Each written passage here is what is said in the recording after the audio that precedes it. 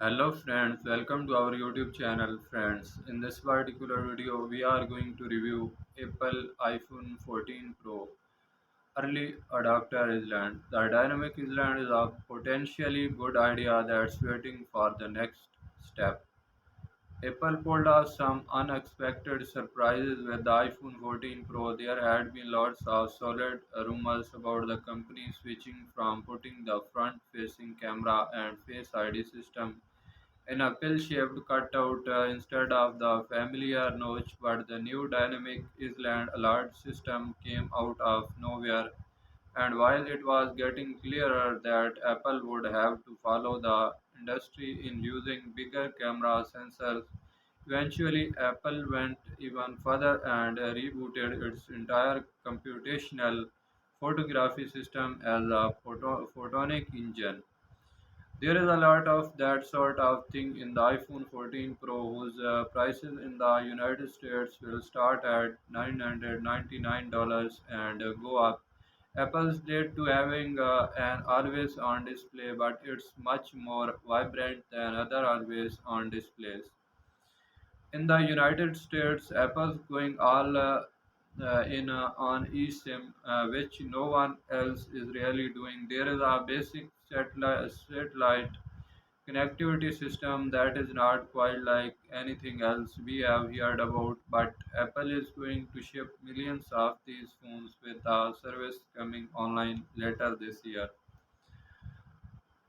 All in all, there are more beginnings of big ideas in the new iPhone 14 Pro than we have seen in an iPhone for a long time.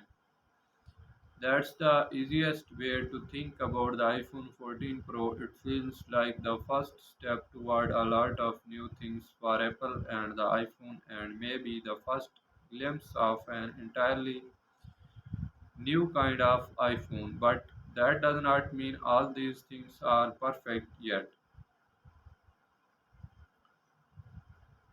I will admit to having come around to the name Dynamic Island.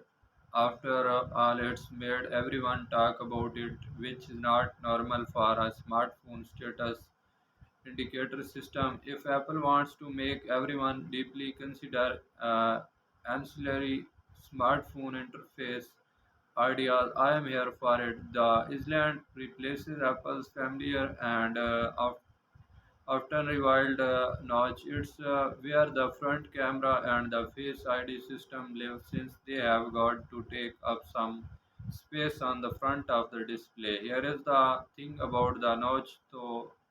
After a few minutes of using it, it all but disappears.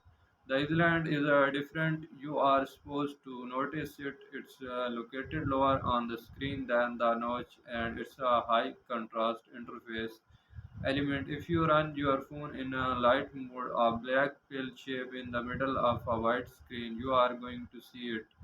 Especially since it's animating and moving all the time, it blends in better dark mode. In fact, I would go so far as to say this is the first iPhone that feels like it's better in dark mode because of it. So why did Apple turn the discrete notch into a somewhat more obvious island over the years? There have been several different status indicator systems added on to iOS, plugging in a charger up, flipping the switch brings up an overlay having a call in the background puts a green pill in the corner. An app that's using location is a blue pill. Screen recording and personal hotspot have pill indicators on the other side.